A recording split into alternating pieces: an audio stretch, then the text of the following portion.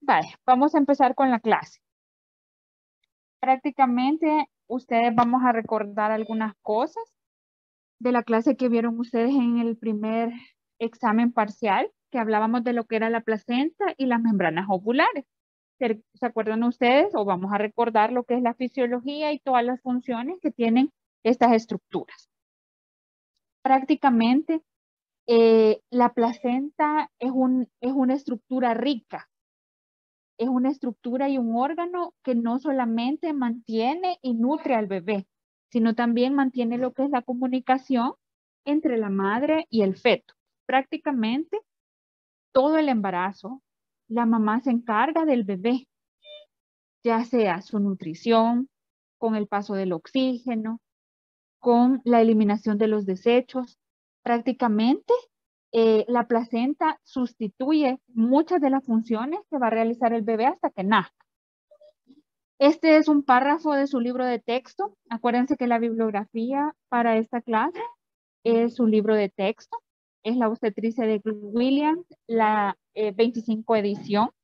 Ahí pueden buscar ustedes el tema.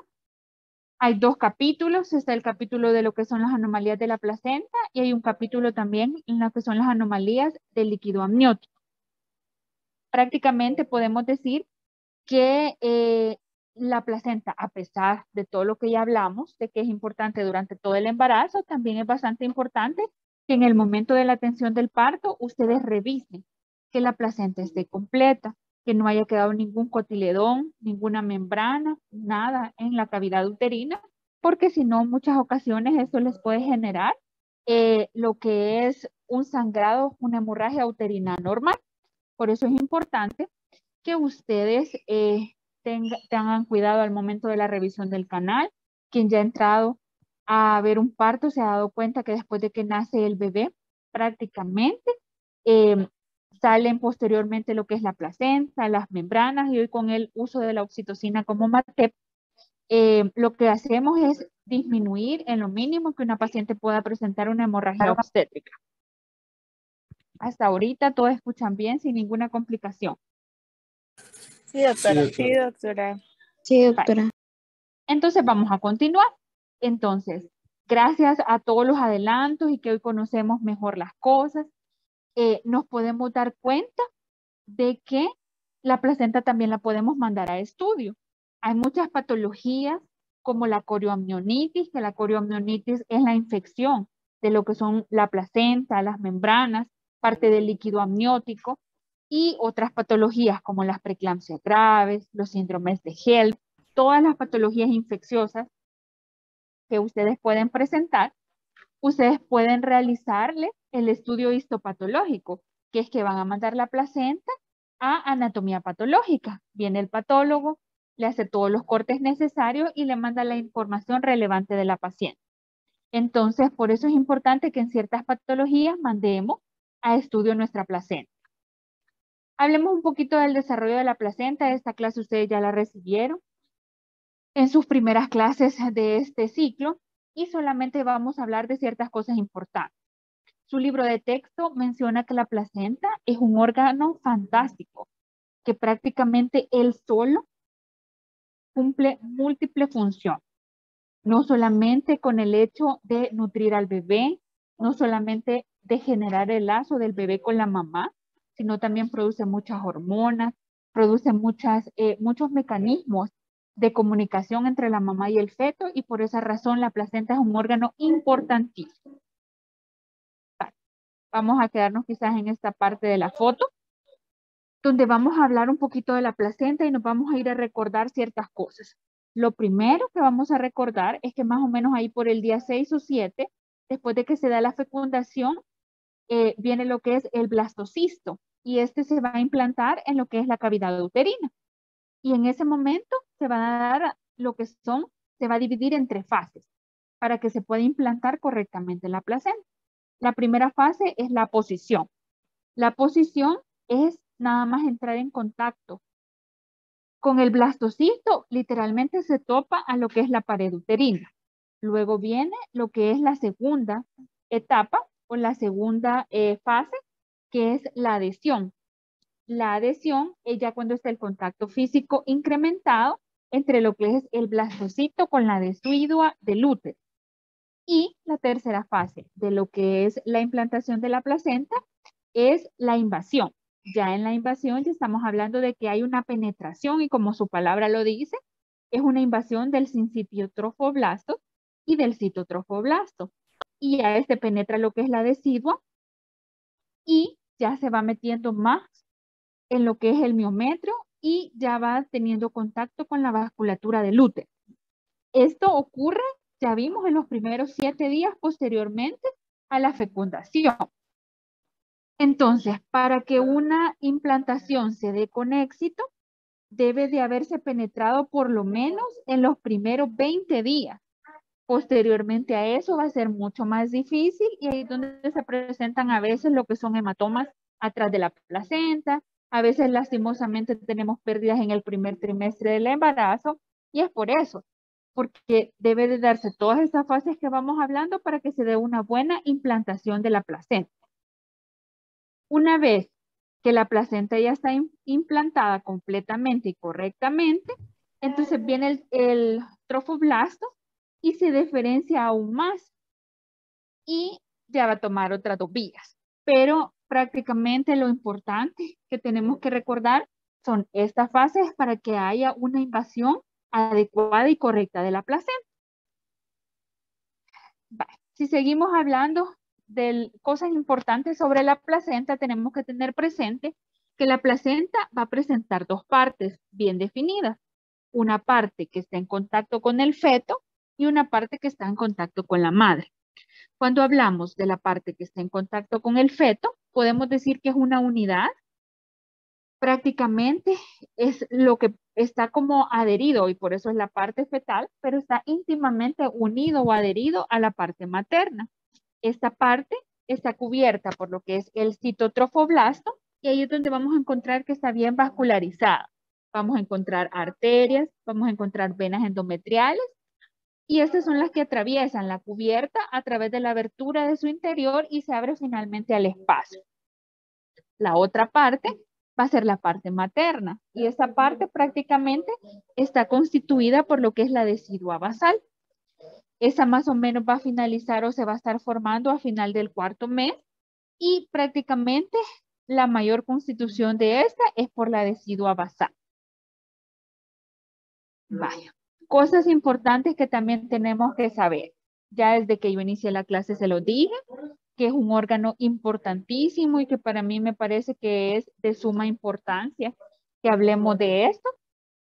Antes de empezar a hablar de lo que son las anomalías, como les digo, la placenta, el cordón umbilical y las membranas ovulares son una parte importante porque cada una tiene una función diferente. Ya van a ver en las diapositivas siguientes cuáles son las funciones que cubre cada una de ellas. Pero cuando empezamos hablando de la placenta, podemos decir que este es el órgano que nutre al niño, que le transmite el oxígeno, que es prácticamente como la interfaz que está entre la madre y el feto y al mismo tiempo que lo nutre, que le transporta comidita, que lo alimenta y todo eso, también es el encargado de eliminar ciertos desechos metabólicos y el dióxido de carbono. Prácticamente cumple muchas funciones. Pero ya hablando específicamente de cuáles son esas funciones, podemos ver que tiene una función de metabolismo, una función de transporte de gases y nutrientes y una función de secreción endocrina. Cuando hablamos del metabolismo de la placenta, tiene muchas funciones y ya se van a dar cuenta más adelante que voy a hablar de otras hormonas, pero la placenta se encarga del metabolismo o la síntesis del glucógeno, del colesterol y de los ácidos grasos. ¿Y cómo va a hacer toda esta función metabólica? ¿Qué hace para que se pueda dar este mecanismo? Hay varios mecanismos para que pueda haber una buena comunicación entre la madre y el feto.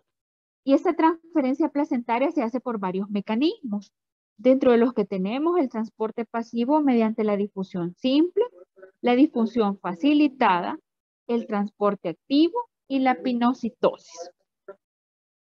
Entonces, si ustedes se fijan y como está la foto ahí, una foto muy bonita, podemos ver a la madre que se encuentra embarazada, entre medio de ellos dos está la interfase que es la placenta y está lo que es el feto. Entonces, si ustedes se fijan en esa foto, podemos ver que la mamá da sus nutrientes, da sus hormonas, le da sus oxígenos, viene la placenta y se encarga de transformarlo para podérselo pasar al bebé de la mejor manera, tanto y nutrirlo como eliminar sus desechos. Entonces, ahí podemos ver todas las sustancias y las hormonas que la madre le transmite a su bebé, la glucosa, los aminoácidos, las vitaminas, el colesterol, los triglicéridos y los fosfolípidos. Y no solamente eso, porque le transmite electrolitos, anticuerpos, prácticamente el bebé está protegido. Mientras la mamá carga a su bebé por 9 meses, ella se encarga de transmitirle hasta la defensa para protegerlo y que él no tenga ningún problema mientras se encuentre en el vientre materno. Pero también existen ciertas sustancias que no se las transmite la mamá, sino que la placenta ella misma la sintetiza para transmitírsela al bebé.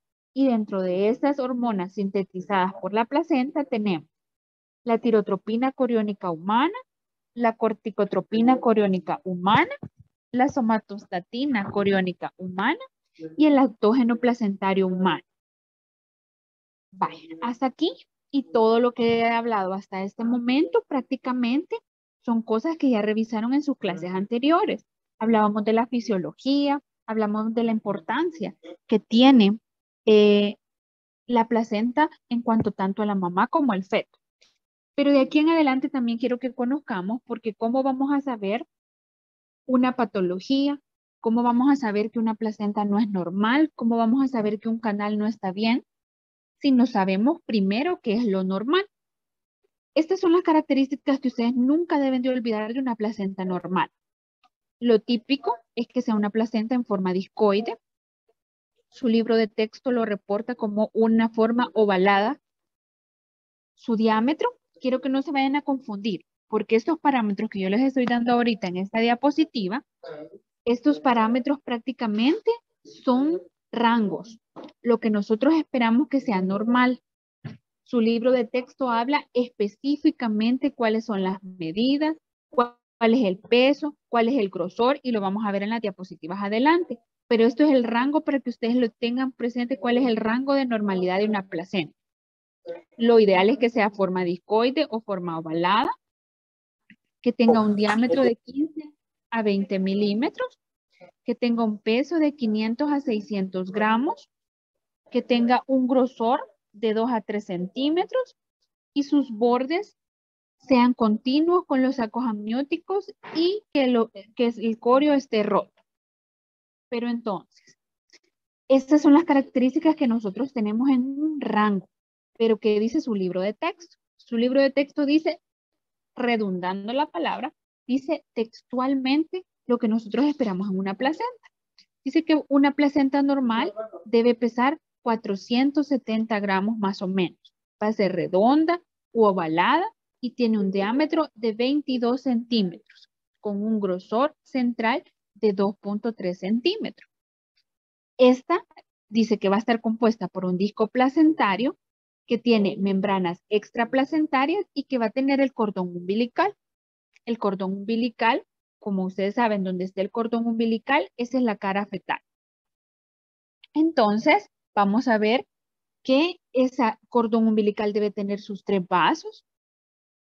Vamos a ver que la superficie discoide también está apoyada contra la pared uterina, que ya es la cara basal, y esta se divide por unas hendiduras en porciones, que normalmente reciben el nombre de lo que son los cotiledones. ¿Por qué son importantes los cotiledones? Porque cuando sale la placenta, ustedes deben de revisarla, ustedes deben de ver que esté completa, y los cotiledones son muchos. Entonces ustedes deben de ver que el cotiledón esté completo, que no esté sangrando, porque normalmente los cotiledones no sangran. Cuando sangran es porque hace falta un cotiledón y probablemente haya quedado en el útero de la paciente. Si un cotiledón o una membrana queda dentro de la cavidad uterina, va a presentar sangrado. La superficie fetal también recibe el nombre de cara coriónica Y en esta se va a insertar el cordón umbilical, como yo le decía, en la parte de en medio. Ahí podemos ver las superficies, las dos caras que tenemos. Hemos dicho que la cara donde tenemos el cordón umbilical, acuérdense que como el que conecta la placenta y el feto es el cordón umbilical. Entonces, como pueden ver en esta imagen donde está saliendo el cordón umbilical en la parte central, esa es la cara del feto. Es la parte donde va a estar el bebé. Hasta ahorita, ¿tienen dudas o preguntas de lo que hemos dicho? Acuérdense que ahorita estábamos revisando la fisiología, lo normal, las características normales de una placenta para que ustedes no se pierdan. ¿Todo va claro hasta ahorita? Sí, Sí, doctora. doctora. Sí, entonces hoy entremos al tema que nos corresponde. El tema que nos corresponde hoy son anomalías de la placenta, del cordón umbilical y de las membranas y el líquido amniótico.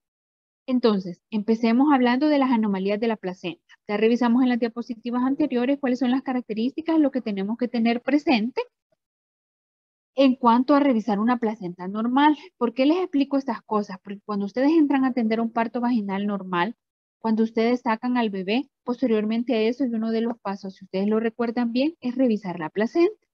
Ustedes sacan la placenta, ven que esté completa, cuál es la forma, y por eso es importante que ustedes sepan todo lo que acabamos de ver, el peso, la forma, para que ustedes digan si esta placenta es normal o esta placenta no es normal.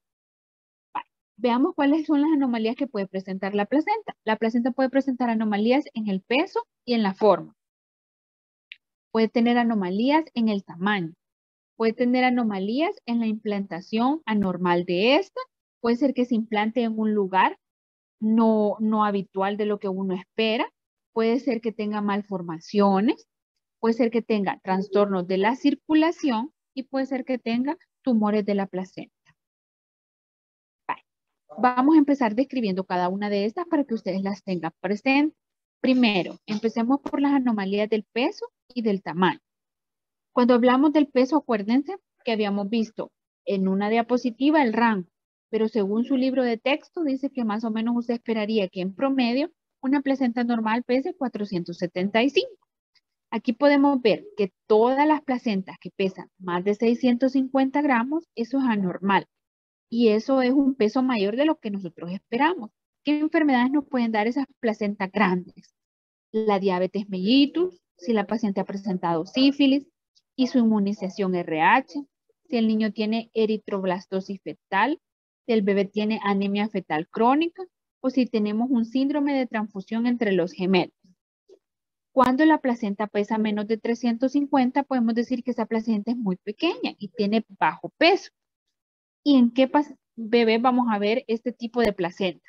Aquellos niños que la mamá es hipertensa crónica, cuando hay restricción del crecimiento intrauterino, cuando hay infecciones intraamnióticas como la corioamnionitis o cuando el bebé tiene anomalías cromosómicas. Vale. Hay un término que lo describe su libro de texto y que la pone como placentomegalia. La placentomegalia dice que es cuando la placenta presenta un grosor que es superior a 40 milímetros. Y comúnmente también dice que está relacionado con un agrandamiento de las vellosidades.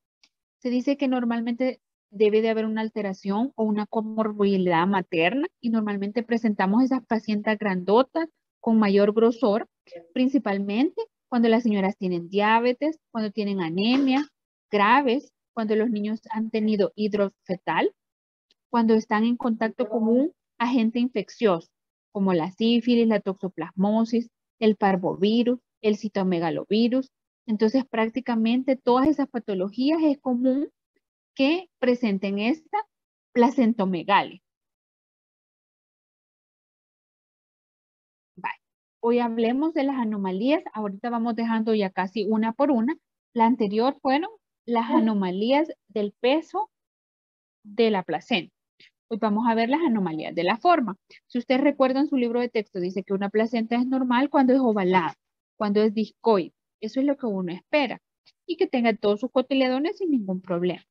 Pero cuando hablamos de las anomalías de la forma, estamos hablando de que son placentas múltiples. Normalmente, si un bebé es único, lo que uno espera es que la placenta solo sea una. Cuando son bebés múltiples, probablemente si son gemelos, podemos tener 2 placentas. Pero realmente, cuando las placentas son múltiples y solo hay un bebé, eso es una anomalía de la forma. Esta puede ser de 2 tipos. Puede ser que sea bilobulada o bipartida. ¿Qué quiere decir? Que tenemos como 2 placentas más pequeñas, pero siempre unidas por el cordón umbilical. Normalmente el cordón umbilical se implanta entre ellas 2. Y podemos tener otro tipo de placenta, que es la placenta multilobulada, que son bien raras, pero que son como placentas pequeñas, todas unidas, pero que tiene como muchos lóbulos. Estas son raras y no son frecuentes. Hablemos, siguiendo con lo que son las anomalías de la forma, también tenemos otro tipo de placentas, que es conocida como sucenturiata. Este tipo, como pueden ver en la imagen superior derecha, tiene la placenta normal, es su lóbulo principal, pero siempre hay un lóbulo accesorio que está conectado por los vasos. Entonces, y puede ser, normalmente se conoce como un cotiledón aberrante o un cotiledón accesorio. Y lo más importante es que siempre está conectado por los vasos, así como se ve en la imagen. Entonces, si no está conectada por los vasos, entonces recibe el nombre de placenta espuria. ¿Por qué es importante saber esto? De la placenta, principalmente porque puede ser a veces que quede retenido ese cotiledón, que pensemos que como la placenta principal ya salió, ya no hay otro cotiledón. Y entonces, ese cotiledón lo que va a hacer es que va a presentar una hemorragia a la paciente y usted es necesario que la pasen al legado o que extraigan manualmente ese cotiledón que ha quedado como accesorio. Vamos a continuar con las anomalías de la forma y vamos a ver que también existe la placenta membranácea. La placenta membranácea, lo que ocurre con esa es que las vellosidades ocupan gran parte de las membranas fetales y entonces se ve como una placenta en anillo. Entonces, eso es indicación de cesárea. ¿Por qué es indicación de cesárea? Porque puede darle una hemorragia preparto o posparto a la paciente. Tenemos otro tipo también de anomalidad que es la placenta fenestrada, que lo que ocurre es que no existe la porción del centro de la placenta, falta ese tejido vellositario. Y entonces lo demás del círculo sí está, pero también puede presentar alteraciones y a veces es indicación de cesárea también. Veamos imágenes para que ustedes puedan identificar cuáles son las anomalías. Si ustedes ya han entrado a un parto y han examinado una placenta, se van a dar cuenta que son redonditas, que tienen sus cotiledones, que tienen sus membranas. Se saca la placenta, se revisa que esté completa y que todo esté bien. Si se fijan, esta placenta no parece completa, hasta podríamos pensar que le hace falta un pedazo, pero realmente este tipo de placenta se recibe el nombre de placenta bilobulada, porque tiene como 2 placentas, solamente está unida por las membranas y por algunos vasos sanguíneos. Vale, aquí tenemos otro tipo también. Si ustedes se fijan, esta recibe el nombre de inserción velamentosa del cordón. Si ustedes se fijan, pareciera que tiene 2 lóbulos y que por lo único que está conectado es por las membranas y por los vasos. Otra de las patologías que también tenemos que conocer que le pueden dar a la placenta es el coriocarcinoma gestacional. Esta enfermedad también recibe el nombre, cuando es benigna, de enfermedad gestacional del tropoblasto. Esta es una enfermedad que se presenta en el primer trimestre del embarazo y tiene ciertas características que es imperdible. Principalmente, la señora sangra bastante. Son sangrados profusos, mayores que regla. Cuando uno la examina, la paciente tiene un útero más grande de lo que esperaría el embarazo. Y lo que ocurre, si hablamos fisiológicamente, es una proliferación anómala del trofoblasto que da lugar a la enfermedad gestacional del trofoblasto. Y lo que va a ocurrir en estos casos es que las células infiltran la decidua basal, se introducen en los vasos sanguíneos y linfáticos y pueden metatastizar, o sea que este se puede convertir en maligna esta enfermedad y luego migra a lo que es el pulmón, la médula ósea, el hígado y otros órganos. Cuando hablamos ya de coriocarcinoma gestacional, ya este es maligno y es necesario que la señora reciba quimioterapia y si ya tiene varios hijos y todo, que se le realice histerectomía porque es mal. Otra de las patologías que podemos ver en la placenta, y aquí como se ve en la imagen, este se llama coriongioma.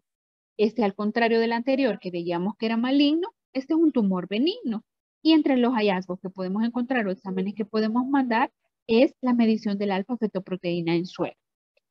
Normalmente puede generar un cortocircuito arteriovenoso y lo que le va a generar secuelas o complicaciones es al bebé, porque va a presentar anemia fetal o hidrofetal.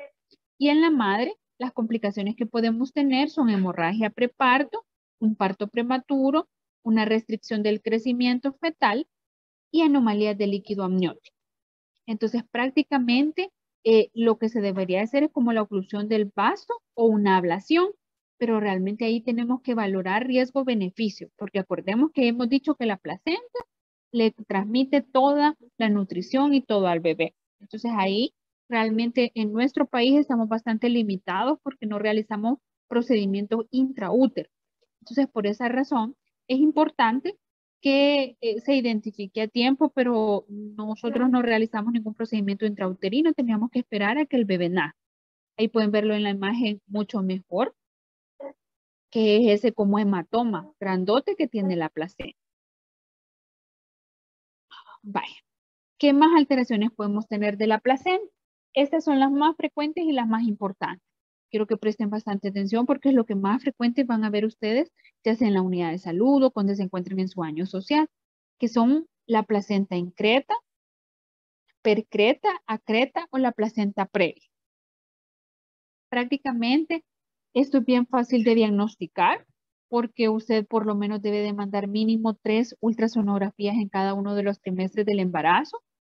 La ultrasonografía es el estudio que tenemos a la mano y de gabinete de bajo costo, que lo tenemos a la mano, que se le puede mandar porque hoy hay ginecólogo, ultrasonografista en las unidades de salud, en el hospital de segundo nivel, en el hospital de tercer nivel, es económico y está al alcance de todas las pacientes. Y si la paciente tiene cualquiera de estas alteraciones previamente descritas, cuando le mandemos una ultrasonografía, va a ser mucho más fácil hacer su diagnóstico. Empecemos a hablar de cada una de ellas. Para empezar, vamos a hablar de lo que es la placenta creta. La placenta creta, quiero que veamos la imagen que tenemos en la parte de abajo. Miren cómo se ve el útero normal. Ahí van, abajo dice un útero normal. Si ustedes se fijan, la placenta está adherida. Hablamos de las 3 etapas o de las 3 fases que pasan en la placenta para que se dé una buena implantación. Entonces, ese es un útero normal y tiene adherida nada más la placenta. Cuando el bebé nazca, cuando el bebé salga, posteriormente la placenta le va a ocurrir lo mismo y se va a expulsar posterior al bebé. Pero ¿qué ocurre cuando estamos ante una placenta creta? Es el uterito que está a la par del normal. Si ustedes se fijan, está más invasivo, ha invadido más. Y aquí lo que ocurre es que hay una adherencia de las vellosidades coriales al miometrio. Se denomina también placenta adherente o placenta creta. Y la mayoría de las pacientes que presentan este tipo realmente no pueden tener un embarazo. En nuestro caso y en nuestro país, no van a tener un parto normal. Puede ser que su embarazo sea normal y no tenga ningún problema, pero cuando salga el bebé ya va a ser muy difícil poderle sacar la placenta. Y entonces en esos casos, esto se vuelve una cesárea. Y aparte que se hace una cesárea, también se tiene que hacer una histerectomía, porque ya no es fácil sacar la placenta, ya no la podemos sacar y en este caso la única manera de extraerla es junto al útero. Igual, si ustedes se fijan, más adelante, ahí están también la placenta increta y la placenta percreta. La diferencia entre estas 3 patologías es que tanto invaden la pared del útero. Hay una que solo invade el endometrio, la siguiente invade el miometrio y la percreta ya invade la serosa. Y aparte de que se quede en la serosa, también puede ser que se invada la vejiga. Y por esa razón es necesario que en todas esas patologías le realicemos cesárea y histerectomía a las pacientes. Aquí ya estamos hablando de la percreta y como les decía, la percreta es porque es ya mayor una invasión de la pared y hay penetración hasta de la serosa. La placenta previa. La placenta previa es frecuente. Una de las patologías que más frecuente vemos es una referencia en tercer nivel. Debe de ser en un hospital que tenga toda la capacidad del quirófano, el personal, que tenga sangre, que tenga hemoderivados para poder realizar la cesárea. En estos casos, a diferencia de la anterior, solamente realizamos cesárea, no quitamos el útero, solo le hacemos cesárea y sacamos al bebé. La placenta previa, lo que ocurre es que normalmente la placenta después de las 28 semanas ya no migra, pero previo a eso podemos esperar que la placenta migre. Y lo que nosotros esperamos es que la placenta o esté anterior, o esté posterior, o esté fúndica. Pero si ustedes se fijan en la imagen, la tercera imagen del útero, podemos ver que la placenta está tapando completamente el canal de parto.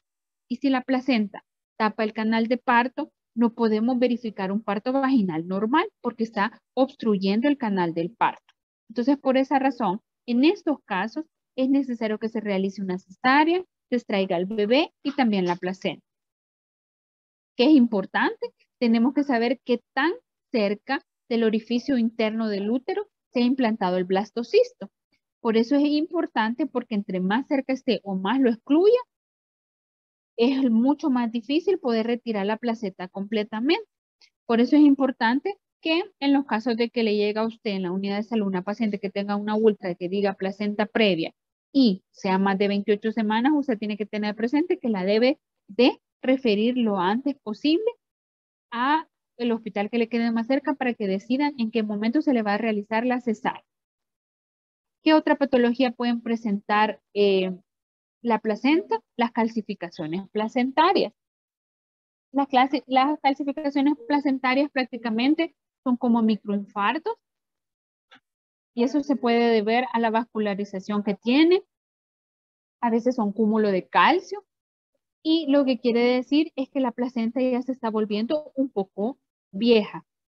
Si la placenta se está haciendo un poco vieja, realmente ya no le va a llevar tanto nutriente, ya no le va a llevar tanto oxígeno al bebé y probablemente esto le dé una restricción de su crecimiento. Por eso es bien importante que ustedes le manden una ultrasonografía en cada uno de los trimestres del embarazo para que le reporten cualquier anomalía. Si tenemos un bebé que es un embarazo de 41 semanas, que le toman una ultrasonografía y le reporta que ya tiene calcificaciones, eso no sería tan grave porque quiere decir que el embarazo ya está viejito y que realmente lo debemos de evacuar lo antes posible porque realmente la placenta ya no tiene las mismas funciones que antes. Pero, ¿qué ocurre cuando vemos una placenta con calcificaciones que apenas tiene 23, 24, 25 semanas? Eso es más preocupante porque quiere decir que no le va a dar todos los nutrientes necesarios al bebé y que va a ser necesario que se evacúe antes de lo que se espera. Vaya, hasta aquí hemos hablado solo de placenta. Ya hablamos algo de fisiología, ya hablamos de todas las malformaciones y de todas las complicaciones que podemos tener en una placenta. Vamos a hablar de otra de las estructuras que traemos este día para la clase, que es el cordón umbilical. Como hablábamos de la placenta, también tenemos ciertas características de lo que es el cordón umbilical. El cordón umbilical, prácticamente lo que uno espera es que tenga una inserción velamentosa del cordón. Más o menos debe tener un diámetro de 1 a 2 centímetros. Debe de medir más o menos de 30 a 90 centímetros. Acuérdense que estas diapositivas son como los rangos que usted espera que sean normales. Acuérdense que va a tener 2 arterias y una vena. Y a menudo puede ser que esté como curvada y que tenga algunos nudos.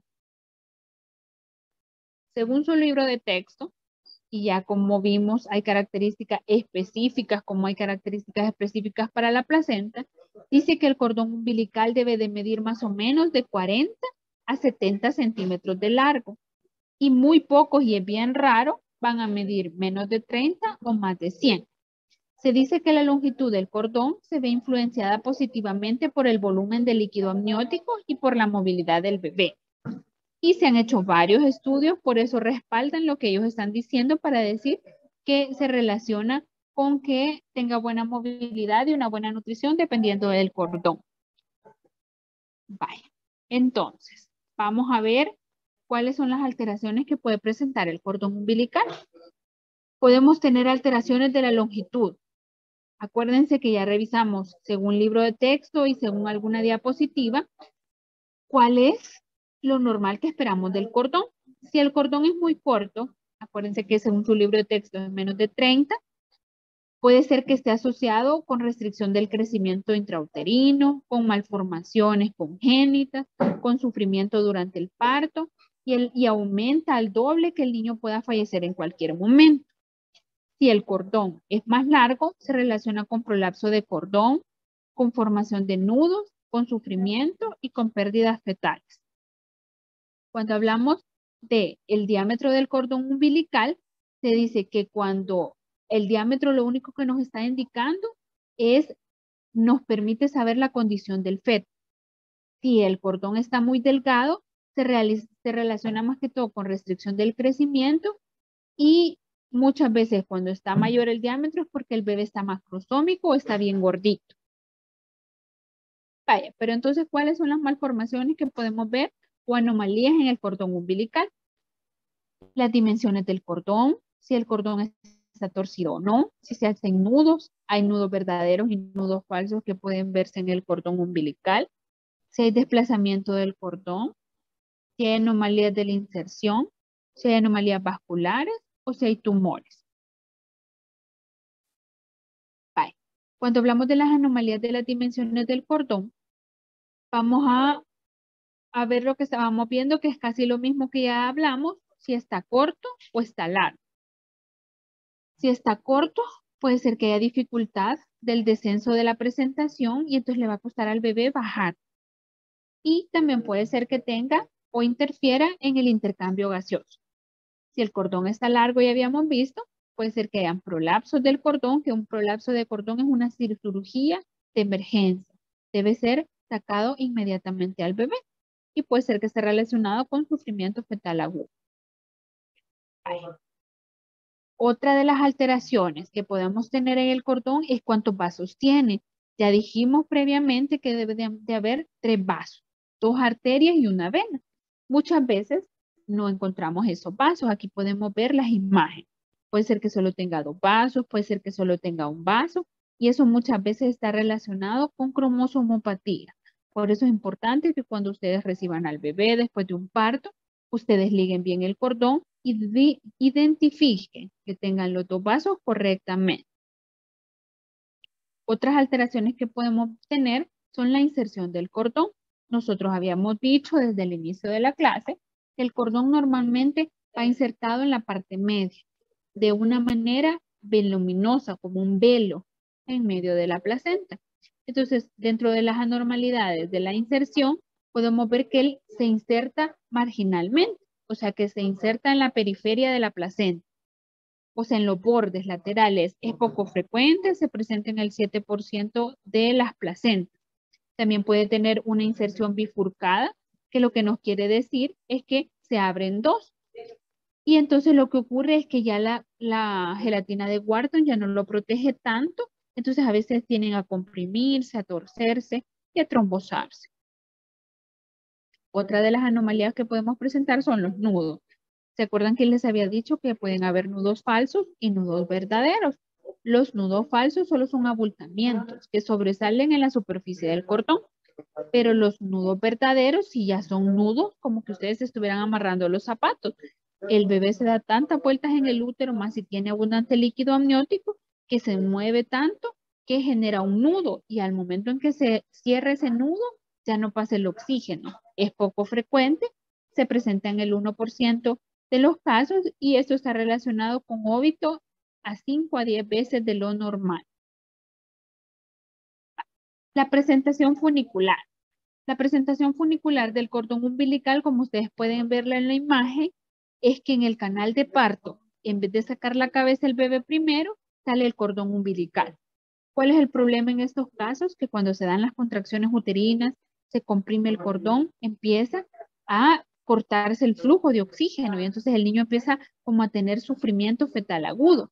Y es por esta razón que es importante que cuando realicemos el tacto e identifiquemos que hay un cordón umbilical antes de la cabeza del bebé, debemos de realizarle cesárea de emergencia, porque si no vamos a empezar a tener monitoreos fetales como que el bebé se está sufriendo, categoría 3. Y esto quizás es lo más frecuente que ustedes van a ver en las anomalías del cordón umbilical. ¿Por qué? Porque casi el 50, por no decir hasta el 70% de las pacientes, esto es motivo de consulta. Va y se toma la ultrasonografía. Quien le toma la ultrasonografía le dice que tiene circular el bebé en el cuello y la manda a la unidad de salud, la manda al hospital que le queda más cerca. El 50% de nuestros niños nacen con cordón umbilical en el cuello. Lo que uno hace nada más es monitorizarlo. Ya cuando tiene una ultra que dice que tiene circular al cuello, lo que se hace es tener mayor cuidado. Estarle tomando monitoreos, llevarle un parto monitorizado, pero realmente el 50% nace con eso y uno se lo quita en el momento del parto. Es frecuente, como les decía, se da más o menos en un 20, un 34%, pero en nuestro caso es más alta la tasa. Y a medida va avanzando el parto hay que tener mayor cuidado porque puede ser que si el cordón sea corto o no le da mucho chance, puede ser que empiece como a ahorcar al bebé y entonces ahí sí se va a sufrir. Y esta es la inserción velamentosa que les decía. Los vasos umbilicales se abren dentro de las membranas o a cierta distancia del borde placentario y cubren todos los pliegues del amnio y son vulnerables a la compresión. Entonces, cada vez que se comprime, si quedan muy expuestos, pueden generar que el niño tenga hipoxia. Así como habíamos visto los tumores de la placenta, también el cordón umbilical puede presentar ciertos tumores, como quistes, pseudoquistes o tumores sólidos. Los tumores sólidos son realmente raros, no son muy frecuentes, pero entre los que podemos presentar están los angiomas y los teratomas. Hasta aquí hablamos con lo que es el cordón umbilical. Y lo último que vamos a revisar en esta clase son las alteraciones del líquido amniótico. Todas las alteraciones que hemos visto, la mayoría de las que hemos visto en esta clase, ustedes se van a dar cuenta si le toman una ultrasonografía. Por eso es importante que si ustedes están en su año social, que si ustedes están en su unidad de salud o en cualquier lado, ustedes le dejen su ultrasonografía a la paciente antes del parto para poder identificar alguna anomalía y poder realizar cualquier intervención que sea necesaria o por lo menos para tener cuidado en el momento del parto y que vayamos a evitar que el niño tenga un sufrimiento fetal agudo. Vale. Vamos a hablar del amnio y del líquido amniótico. Prácticamente estas son estructuras finas y bastante resistentes. Prácticamente vamos a ver que hay un saco membranoso que rodea lo que es el embrión y posteriormente al feto. Este va a tener un contenido de que es líquido amniótico y gradualmente, a medida va creciendo el embarazo, también va aumentando en lo que es el líquido amniótico y posteriormente, gradualmente, va a ocupar toda la cavidad coriónica. Y posteriormente va a formar lo que es el revestimiento epitelial del cordón umbilical. El líquido amniótico es importantísimo en el crecimiento, en la protección. Si ustedes se acuerdan al inicio, hablábamos de todas las funciones de lo que es la placenta. Pues el líquido amniótico también es una sustancia importantísima en el crecimiento del bebé. Prácticamente lo protege contra traumas en el útero. Aparte de eso, le permite que tenga una termorregulación, que de repente cuando aumenta el calor afuera, no se incremente demasiado la temperatura, para que el bebé tenga un buen desarrollo y no tenga ninguna complicación. Entonces, prácticamente el líquido amniótico le ayuda al bebé tanto a su crecimiento como a su desarrollo. Vamos a decir que el líquido amniótico es segregado por las células del amnio, la mayor parte, pero también es segregado por el sistema respiratorio y digestivo del niño. O sea que indirectamente, si usted le toma una ultra al bebé y tiene líquido amniótico bueno, podemos decir que el sistema respiratorio y el sistema digestivo está bien en el bebé. El aporte diario de la cavidad amniótica por parte del tracto respiratorio es más o menos de 300 a 400 ml. Y ya en las fases avanzadas del embarazo, prácticamente diariamente aporta el 50% del líquido amniótico, es la orina del bebé. Prácticamente dice que el líquido amniótico es importantísimo porque de lo más importante es la termorregulación, porque así le permite a él estar en un ambiente cómodo y desarrollarse de la mejor manera. Cuando hablamos del volumen de líquido amniótico, podemos decir que a las 10 semanas debería de haber más o menos 30 ml. A las 20 semanas debería de haber más o menos 350 ml. Y a las 37 semanas esperamos que tenga de 700 a 1000 ml de líquido amniótico. ¿De qué está constituido el líquido amniótico? El líquido amniótico en su gran mayoría es una solución acuosa, pero que está compuesta tanto por compuestos orgánicos como sales inorgánicas. También está constituido por enzimas, por aminoácidos, por hormonas y otras sustancias fetales. Prácticamente el líquido amniótico se encuentran elevadas dosis de alfa-fetoproteína y cuando realmente tiene su rango, pero cuando está demasiado elevado, está relacionado más que todo con que el niño tenga malformaciones o defectos graves del tubo neural. Cuando el líquido amniótico le medimos la alfa-fetoproteína y estas están bajas, está más que todo relacionado con cromosomopatías y a la cabeza la trisonomía 21. Bye. Hablemos principalmente de la importancia o de cuáles son las funciones que desempeña el líquido amniótico en el bebé. Primero, le facilita el crecimiento externo simétrico del embrión y del feto. Actúa como una barrera frente a la infección. Facilita el desarrollo pulmonar del feto. Es un amortiguador del embrión y del feto frente a las lesiones al distribuir los golpes que puede sufrir la madre. Controla la temperatura corporal del embrión y permite al feto moverse libremente. Si ustedes se fijan, son muchas funciones y esto le va a permitir al bebé crecer y poder ser su desarrollo adecuado sin ningún problema. Entonces, ¿cuáles son las patologías que pueden presentar las alteraciones de las membranas fetales? La corioamnionitis, que habíamos dicho anteriormente, esto se lo van a dar en un tema aparte, pero realmente la corioamnionitis es la infección de las membranas ovulares y de la placenta. El niño puede terminar con neumonía, el niño puede tener sepsis y también la paciente debe de ingresarse para darle su manejo con antibióticos. La ruptura de las membranas ovulares también es un tema que se lo van a desarrollar a ustedes. La tinción meconial, amnios nodosos, bridas amnióticas y embarazo extramembranacio. ¿Cuáles son las alteraciones que vamos a tener el líquido amniótico? Estas alteraciones también son bastante frecuentes y ustedes la van a ver cuando lleguen sus pacientes con los resultados de ultrasonografía. Les van a reportar ya sea oligohidramnios o polihidramnios. Lo que uno espera es que el líquido amniótico de la paciente esté más o menos de 10 a 20 o 22. Si el líquido amniótico está abajo de 10, ya lo vamos tomando como un oligohidramnio. Y si está arriba de 22, podemos decir que la paciente tiene un polihidramnio. Cuando hablamos de la alteración del volumen del líquido amniótico, tenemos que tener en cuenta muchas cosas. Porque si el niño no está produciendo una buena cantidad de líquido, o sea que el líquido está abajo de 10, hay que evaluar y vigilar que todo esté bien. A la cabeza, malformaciones.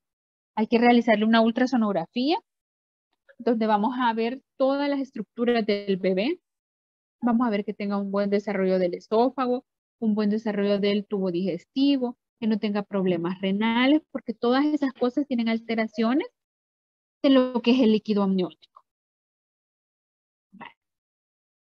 ¿Cómo nos vamos a dar cuenta si hay alteración del líquido amniótico? Primero, por una ultrasonografía. Realmente es un estudio fácil que podemos indicarle y mandarle. Así que por eso es importante que si usted tiene sospecha de que la señora haya tenido poco líquido, que el bebé no se esté desarrollando bien, ustedes le tienen de mandar una ultrasonografía. Otra de las patologías que veíamos, pero que va a ser un tema aparte porque a ustedes se los van a dar individual, es la ruptura prematura de membranas. La ruptura prematura de membranas normalmente es, como decíamos, las membranas son las que mantienen el líquido amniótico, mantienen al bebé y mantienen todo aséptico. Todo lo que está dentro de las membranas ovulares y del líquido amniótico, en teoría no debería tener ninguna bacteria. Eso debería ser estéril. El problema es cuando las membranas se rompen. Se pierde la barrera de protección del bebé y entonces lo que ocurre es que le damos el paso a la bacteria. Por eso es importante que cuando ya se presenta una ruptura de membrana, ya se debe de tomar un plan como obstetra. Decidir si se va a evacuar o se va a decidir si se va a cumplir antibiótico para poder proteger al bebé de la mejor manera. Habíamos iniciado la clase con una imagen que decía que hoy en día es importante mandar la placenta de estudio, porque esta es la que nos va a decir qué es lo que ocurrió con la paciente y principalmente si es un proceso infeccioso. Por eso es importante que todas las pacientes que tengan fiebre, que tengan corioamnionitis, que tengan desprendimiento prematuro de placenta, que estén hipertensas, que sean hipotiroideas, que tengan meconio, que el bebé ha tenido malformaciones fetales, haya nacido con bajo peso, con bajo Apgar, ustedes deben de mandar la placenta a estudio histopatológico para que les pueda ayudar si han tenido contacto con un proceso infeccioso o les aclare las dudas de por qué se ha presentado eso. Esa es la tabla que presenta su libro de texto en la cual dice que todas estas patologías, ya sean maternas, fetales, de la placenta, usted siempre debe de mandar a estudio la placenta porque eso le va a servir para orientarle cuál fue el diagnóstico. Esta es la última diapositiva. No sé si tienen dudas o preguntas. Realmente he tratado de dar el tema lo más importante y lo más relevante para que ustedes cuando vayan a leer el capítulo lo entiendan mejor. Vayan y busquen su libro de texto, La obstetricia de Williams, la 25 edición. Ahí está su capítulo. Está el capítulo de lo que son las anomalías de la placenta, de las membranas ovulares. Está el capítulo de las anomalías del líquido amniótico. ¿Tienen dudas o preguntas?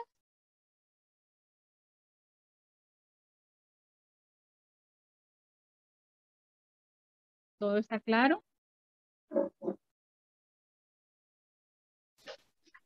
Yo tengo una duda, doctora. Digan. Sí, en cuanto a las deformidades de la placenta en la forma, vea.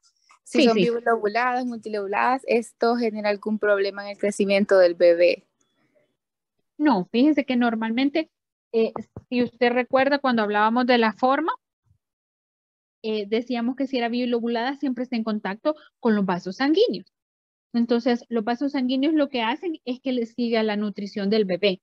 O sea que lo único que son es como que están medio separadas en cuanto a cotiledones, pero las membranas y los vasos siguen comunicados. Entonces quiere decir que sigue con la misma nutrición. Diferente es cuando la placenta es pequeña. Eso sí es bastante importante, porque a medida va creciendo el embarazo, también debe de ir creciendo la placenta. Si el niño tiene 37 semanas, debe ser una placenta más grande. Si el niño tiene 20 semanas, claro, va a ser una placenta pequeña, pero imagínense que tengamos un niño de 37 semanas con una placenta pequeña, esa sí influye. Si la placenta es pequeña, quiere decir que el niño va a tener restricción del crecimiento intrauterino, porque la placenta se quedó pequeña para los requerimientos que tiene el bebé. Pero si es una placenta bilobulada o multilobulada, pero sigue siendo del mismo tamaño, no tiene ninguna restricción el bebé. Gracias, doctora. Bueno, ¿alguien más tiene dudas o preguntas? Las preguntas de su examen van a salir de la presentación y también de su libro de texto. Si no tienen dudas o preguntas, nos quedamos hasta acá. Y nos vemos en la siguiente clase si tenemos. Gracias, doctora. Gracias, doctora. Gracias, doctora. Gracias, doctora.